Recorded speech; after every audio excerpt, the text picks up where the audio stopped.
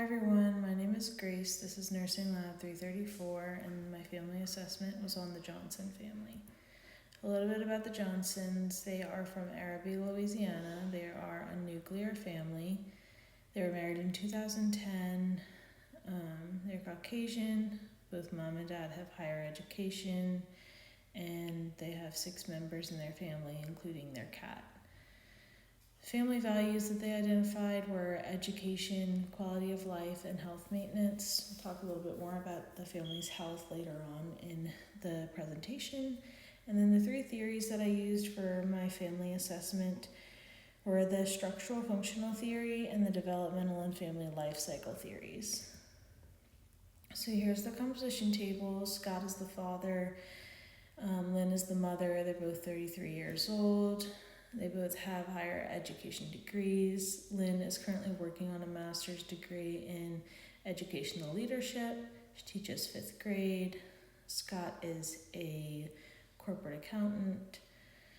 William is their firstborn son. He's 9 years old. Patrick is their second son, 6 years old. And Jeremy is their 3rd son at 3 years old. And George is their cat. He's 1 year old. So here's their genogram. In the upper left-hand corner is Scott's parents, and they have their health conditions listed underneath their names. Scott has an older brother named Robert, and then on the right upper side are Lynn's parents, Billy and Linda. They also have some health conditions, but according to Lynn, they are well maintained and under control. Lynn has 8 brothers and sisters, so 9 children altogether. She is the oldest, so there's 4 girls and 5 boys in the family. Lynn and Scott got married in 2010. They have their 3 children, William, Patrick, and Jeremy, and their cat, George. So a little bit about how the Johnson family interacts with their environment.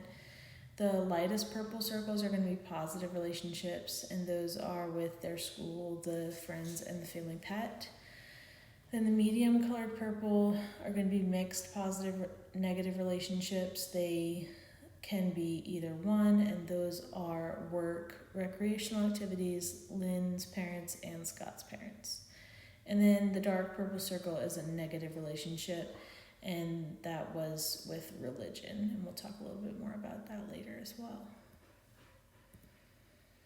So the developmental level of the family. Duvall's stages of family development has 8 stages in the family life cycle, and each family is different depending on where they are and how many kids they have and how old their children are. So the Johnson family is in stage 5, which is the school-age children phase, and they are managing how to incorporate their children's friends into their family dynamic. So that's one of the struggles that they're focused on. Then the structural functional theory. The Johnson family allows individualism between its members, but they still function as a unit and contribute to society. So they are able to function, but they do have their own set of structures in the home. Communication patterns. For the most part, the Johnson family uses verbal communication. They don't use physical means of communication, especially during times of punishment. They stay away from that. They also use nonverbal communication. Lynn specifically described what she calls the mom look. And she does this when they are in public settings or she doesn't want to make a scene and the kids know exactly what she means and what they're doing wrong. So she often uses that. So when I introduced individual power bases during the interview, it was viewed as a negative aspect of a family structure. They didn't feel that either any one person should have sole power over another person within the family structure. But so they did not identify a power base for themselves, mom and dad, but they did for their children. And so Jeremy and William use reward power, and that just means that they know exactly how to get what they want and they're willing to take the steps to get what they want. And Patrick uses helpless power, so he makes people feel bad for him to get what he wants. The overall power in the family, So they are an egalitarian family, which means that the power, authority, and decision making is shared between the two parents. They're autonomous, so they will make decisions individually or come to conclusions individually and then bring it together as a family. They have mild dominance, mostly over the children. They don't really see any dominance patterns between themselves as parents. So their role structures: Scott is the provider role. He brings in most of the family's income.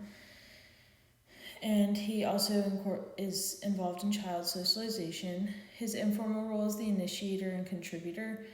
So he gives the family new ideas for activities and stuff like that. Lynn is the housekeeper. She does most of the child care, and she's also involved in child socialization. And then her informal roles are caretaker and compromiser within the family. No roles specified to the children. They did jokingly say that George, their cat, is identified as the family scapegoat. They often like to blame George for things that they know that he didn't do. So coming back to healthcare in the family, Lynn defined health as the well-being of body and mind, and she defined illness as a condition barring optimal physical and mental health, which can be treated. Current family illnesses in the Johnson family are asthma, and that is in Scott, the dad, and William, their oldest son. It's well maintained. They don't need medication on a daily basis, only during certain activities. The entire family has health insurance, and they maintain health by annual visits to pediatricians, primary care doctors, eye doctors, and they do dental exams twice a year. They have easy access to care. They tend to travel 20 to 30 minutes outside of Arabi to get their preferred care, but they don't see that as a negative strain on their health care. So their family function: they are affective in function, so they show affection to one another, they care about one another's feelings, and they use that as a means for operations within the family. Lynn and Scott said that socialization for their children was very important.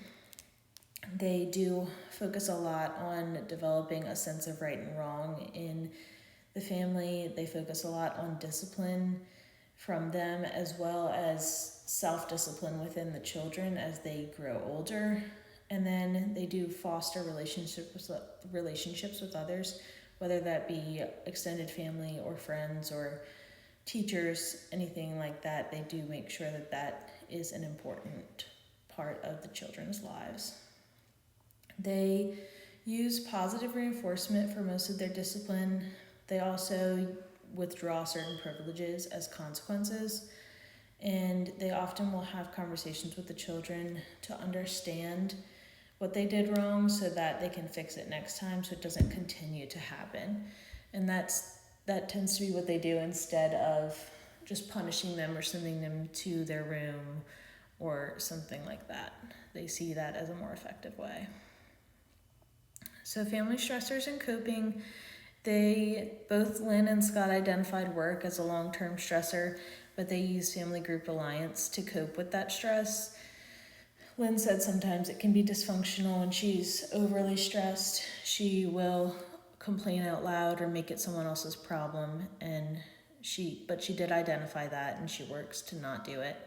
And then short-term stressors were the logistics and timing of family meals. Just because they have 3 very active children, they do a lot of extracurricular activities, so it's hard to time those things, but they do always get it done. And they usually use humor or sarcasm to relieve the tension in the situation. And it seems to be a widespread thing within the family, not just one or both of the parents, the kids too. So the actual diagnosis I saw in the Johnson family was the readiness for enhanced relationships related to desire for more spousal relationship time. So during the assessment, I noticed that Lynn and Scott have a decreased time that's available for them to spend together. Because they have 3 kids, they have house chores, they have work responsibilities, so they don't prioritize that spousal relationship. So the goal for the family is to have one night every other week for one-on-one spousal time, And some interventions that I thought might help with that is enlisting family help to take the kids for a night. Plan a night at home to avoid needing a babysitter or needing someone to watch the kids. And then use time together as a family to enhance communication and fun between spouses. So make it about them even if the kids are present.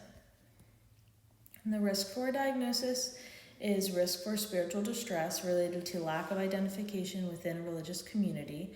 And this is because when we talked about religion in the interview, they had an unsure tone, and when asked what they do in the home, they do very religious acts with the children at home. And so I think there's a little bit of hesitation there, but sort of a want to belong to something. And so the goal for the family is to attend a religious community event of their choosing once per month. It doesn't have to be a church service, but something within a community just to get to know people and kind of establish relationships in that area. So interventions I thought might help with that. We're seeking answers to questions from religious community members, continuing to pray with the children. I think that's a positive thing for the children's development. And then engaging in a community event within a religious community every now and then would be a good way to get that part of their life going and prevent that spiritual distress. All right, that's all I have for you. Here are my references. Thank you.